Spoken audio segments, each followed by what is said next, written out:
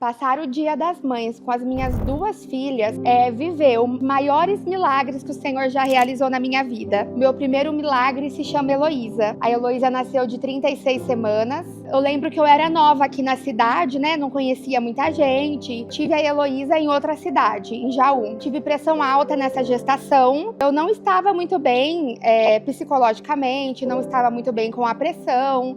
E eu tinha marcado um médico em Jaú para ver como que tava. Eu tinha marcado para uma sexta-feira. Mas no sábado tinha o encontro de gestantes aqui na igreja. E eu falei assim, nossa, eu preciso muito ir no médico porque eu não tô bem. Mas em primeiro lugar, eu preciso da bênção do Senhor na minha vida. Porque eu preciso que o Senhor me abençoe. Então eu vim no encontro de gestantes no sábado, que foi uma bênção na minha vida. E eu marquei o médico para segunda-feira em Jaú. Quando eu cheguei ao médico, ele me examinou, eu estava com a pressão alta. Ele perguntou se a Heloísa estava mexendo bastante. E eu disse que não, porque eu achava que era normal pela reta final da gestação, né? Então ele me levou para fazer um ultrassom e ele virou para mim e disse, olha, sua pressão está muito alta. Você já não tem mais líquido, ela está em sofrimento, você precisa ir para o hospital agora, que nós vamos realizar o parto agora. E eu falei, tá bom. Fui para o hospital com o meu marido e lá ficamos ansiosamente aguardando por ela. Quando a Heloísa nasceu, eu não pude ver o rostinho dela. Quando tiraram ela de mim, o anestesista saiu correndo, tirou a bebê da mão do médico, levou para fora. E eu e meu marido sem entender o que estava acontecendo. E o obstetra olhou pra gente e falou assim, lembra que eu disse que você não tinha mais líquido? Talvez se você tivesse vindo amanhã, não daria mais tempo de fazer nada por ela. Então, saíram de lá com ela. A Heloísa nasceu já desacordada, precisaram reanimar ela. Ela foi direto pra UTI. Eu fui poder conhecer minha filha depois de um dia só, porque ela estava na UTI, estava no oxigênio. Mas o Senhor é tão maravilhoso, Ele cuida de todos os detalhes, que depois de 2 dias a Heloísa já estava saindo da UTI, indo para o quarto comigo, e nós tivemos alta e foi uma bênção. Depois de alguns anos, né, a Heloísa virou para mim e disse, mãe, eu quero tanto ter uma irmãzinha para brincar comigo. E eu olhei para ela e eu disse, filha, se você quer ter uma irmã, então você precisa orar para o Papai do Céu, para ele mandar uma irmãzinha para você. E ela começou a orar. Toda noite ela pedia para o Papai do Céu para ele enviar uma irmãzinha para brincar com ela. E depois de 1 mês, eu já estava grávida da Eloá. O Senhor, Ele ouve muito rápido a oração de uma criança. Na gestação da Eloá foi tudo bem, não tive pressão alta nessa gestação. Mas no final, né, a pressão começou a subir um pouquinho de novo na reta final. E teve um domingo que eu comecei a passar mal. E eu sentia que eu estava perdendo líquido, eu fui para o hospital, o médico fez os exames em mim. No cardiotoco mostrava que a Eloá já tinha algum problema de coração, porque o batimento ia para 190, de repente caía para 70. Mas mesmo assim, ele achou melhor me liberar e não quis fazer o meu parto. Depois de 3 dias eu fui fazer um ultrassom e nesse ultrassom eu já não tinha mais nenhum líquido na barriga. A história se repetiu novamente. E aí a médica do ultrassom disse, olha, você precisa correr para o hospital, porque você não tem mais nenhum líquido amniótico na barriga. Eu falei, então tá bom. Então nós corremos para o hospital e eu tinha um sonho de ter uma fotinha com a minha bebê assim do ladinho do meu rostinho, igual todo mundo tira, né? Na sala de parto, coloca o bebezinho assim depois que nasce e tira uma fotinha. E eu idealizei muito isso, porque como eu não tive com a Heloísa, eu falei, com a Eloá vai ser diferente. Com a Eloá eu vou poder fazer essa fotinha que eu tanto desejo, né? E fui pro hospital, a Eloá nasceu. E ela chorou. E a hora que ela chorou, eu e o Wesley, a gente quase chorou junto também. Eu olhei pra ele, ele olhou pra mim. E a gente falou, deu certo. E aí o médico mostrou o rostinho dela pra mim, tão linda. E ele mostrou e saiu com ela da sala de parto, né? E a gente achando que tava tudo bem, né? Mas se passaram 10 minutos, 20 minutos, 30 minutos... e ninguém aparecia com a minha filha. E eu falei assim, meu Deus, o que está acontecendo? Então a anestesista foi ver o que estava acontecendo e depois de um certo tempo já chegou a equipe da UTI lá na sala de parto e disse para mim que a Eloá teve uma parada cardíaca. Demoraram 6 minutos para conseguir reanimar ela e que ela não suportava respirar sem aparelho, então que eles precisavam levá-la urgente para a UTI para poder entubar a minha bebezinha. E nessa hora eles olharam para o Wesley e falaram assim, pai, eu preciso que você me acompanhe para fazer os procedimentos na UTI. E o Wesley saiu de lá com a equipe e eu fiquei sozinha na sala de parto. E ali o silêncio reinou, porque enquanto os médicos costuravam a minha barriga, eu chorava, porque nem eu sabia o que estava acontecendo direito, né? E aí levaram ela para a UTI, fizeram todos os exames nela. A Eloá não conseguia respirar sozinha. Ela tinha um problema de coração, né? Que ou o coração dela batia muito rápido ou ela tinha parada cardíaca. E esse problema foi causado porque eu tive uma diabetes gestacional, né? Que eu não sabia, mas eu tive e não foi tratada, então causou esse problema no coraçãozinho dela. Ela tinha os 2 pulmões manchados, né, como se tivessem tomados por pneumonia. O sangue dela constava muita infecção, tanto que eles colheram o líquido da medula dela para ver se ela tinha nascido com meningite, mas eles não conseguiam explicar da onde que vinha tanta infecção, da onde que vinha as manchas no pulmão dela. E aí se passou 1 dia, 2 dias, aí no segundo dia me disseram, olha, as manchas do pulmão dela desapareceram, né? Não estão mais lá. E aí no terceiro dia ela já vinha melhorando, continuava entubada ainda, né? Continuava lá com um probleminha de coração, tudo, mas a gente já estava mais feliz, né? Mas aí eu cheguei no hospital e o médico me disse que ela convulsionou. E aí eu falei, tá, mas ela convulsionou, mas ela já tá bem agora, né? E aí ele disse, olha, a gente precisa fazer uma ressonância para ver por que ela convulsionou. Então fomos, né, fizemos ressonância, fizemos eletro, né, da cabecinha dela e fui para casa sem respostas, né? A única coisa que eu tinha comigo era fé, era a única coisa que eu podia ter, a gente não tinha resposta. Por que estava acontecendo tudo isso, da onde que vinha tudo isso? E eu lembro que eu orava todos os dias.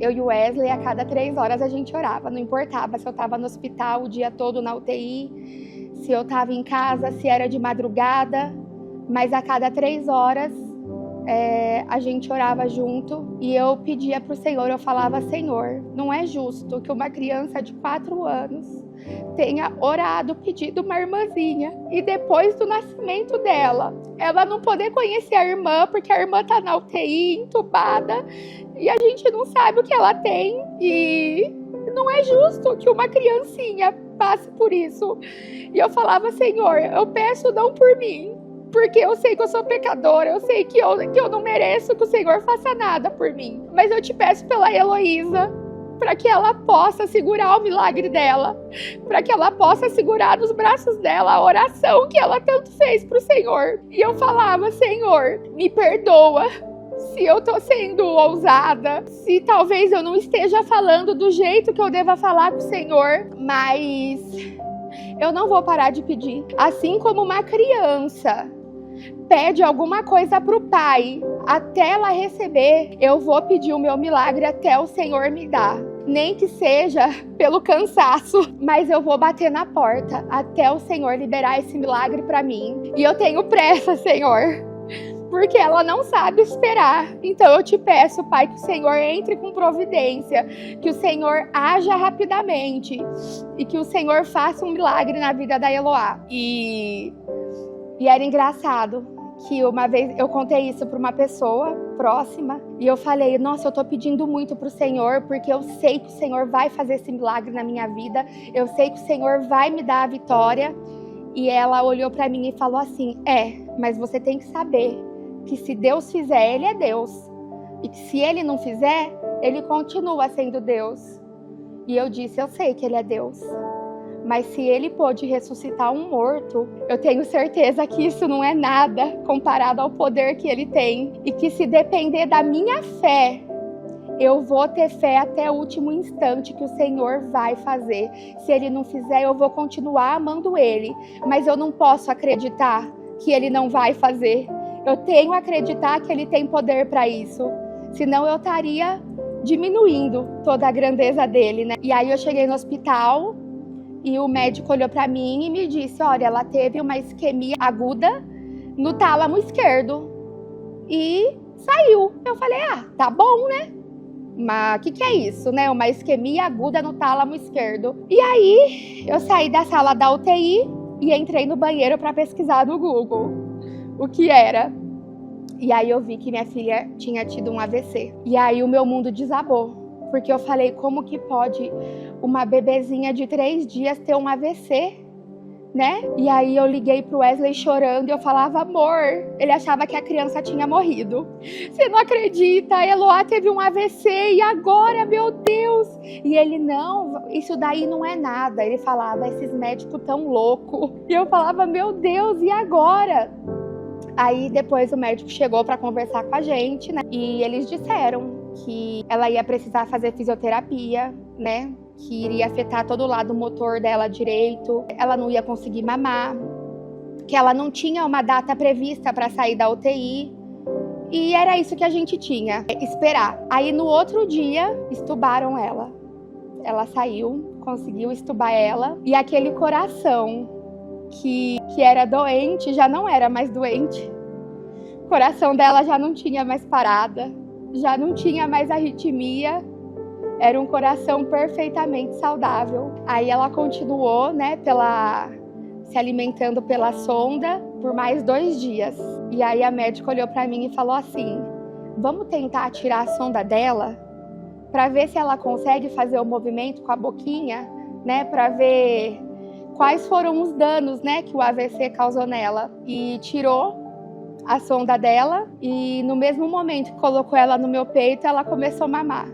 E ela mamava e mamava e mamava e nem os médicos acreditavam no que estava acontecendo, né? Com 7 dias, a Eloá saiu da UTI. Então, uma criança que teve um AVC, que nasceu com o coração doente, que nasceu com infecção, em 7 dias era uma criança que não tinha mais nenhuma infecção, era uma criança que não tinha mais um pulmão manchado, ela era uma criança que não tinha mais um coração doente e ela era uma criança que tinha um cérebro sem sequelas. Nós fomos pro quarto, ficamos mais 2 dias lá e com 10 dias ela teve alta. E nós fomos com ela para casa e as recomendações que nós tivemos a Eloá vai precisar de um acompanhamento constante com o neurologista, né? Para acompanhar as sequelas dela, porque por mais que ela estivesse mamando, eles ainda acreditavam que ela iria ter uma sequela no lado motor direito dela, né? E nós fomos pro neurologista, fizemos tudo aquilo que o médico mandou, fizemos a nossa parte espiritual de ter fé e nós fizemos a nossa parte humana também, de fazer tudo aquilo que estava ao nosso alcance. E a Eloá, ela fez o acompanhamento com a neurologista, a Eloá tomou seu remedinho por 1 ano para não correr o risco de ter uma outra convulsão e com 3 meses a neurologista olhou para a gente e falou assim, olha mãe, eu tô notando uma leve dificuldade no lado direito dela, então agora a gente vai começar com a fisioterapia. E aí eu levei para fisioterapia, levei numa sessão, levei na segunda sessão e a fisioterapeuta olhou para mim e disse, olha mãe, se você quiser continuar vindo com a sua filha, você pode vir, mas ela não tem nenhum atraso, então não tem necessidade dela fazer fisioterapia. Então assim, por mim, eu não gostaria mais de atender a sua filha. E eu falei, tá bom, tá ótimo. Se ela não precisa de fisioterapia, então tá ótimo. E levei ela em todos os médicos, porque a pediatra dizia que ela não ouvia direito, que poderia ter ficado sequela no ouvido. Aí depois começou a falar que ela não enxergava direito. Levei no oftalmo, porque o AVC poderia ter deixado alguma sequela na visão. Levei em tudo, levei em cardiologista, levei em todos os médicos possíveis. E os únicos laudos que eu tinha depois que ela saiu da UTI foi: a sua filha não tem nada, ela é perfeita, ela não tem sequelas. E a Eloá é uma criança que começou a engatinhar com 6 meses, que começou a andar com 10 meses, sempre foi uma criança extremamente adiantada para a idade dela. E eu creio que até nisso, nela ser adiantada na idade dela, é para não deixar nenhuma dúvida que o Senhor opera milagres, que o Senhor ele tem poder mesmo para dar um coração novo, para dar um pulmão novo, para dar um cérebro novo, porque tudo aquilo que ele faz não é pela metade, é por inteiro. Ele não conserta nada, ele tira tudo aquilo que está ruim e ele coloca um novo, um perfeito, para que o nome dele seja glorificado. E durante tudo isso que aconteceu, eu olhava para mim mesma e dizia: a minha filha não pode correr o risco de não receber o milagre dela pela minha falta de fé, porque ela é uma bebezinha, ela não tinha consciência ainda de ter uma fé por ela, mas eu tive fé por ela, eu tive fé pela Heloísa e o Senhor operou o milagre na vida delas. Eu pude conhecer de perto a grandeza e o poder desse Deus que é tão maravilhoso. Então você, mãe, não desista dos seus filhos, não desista do seu milagre, porque o Senhor ele tem poder para te dar infinitamente mais, muito mais do que merecemos, porque ele é grandioso e majestoso. Deus abençoe.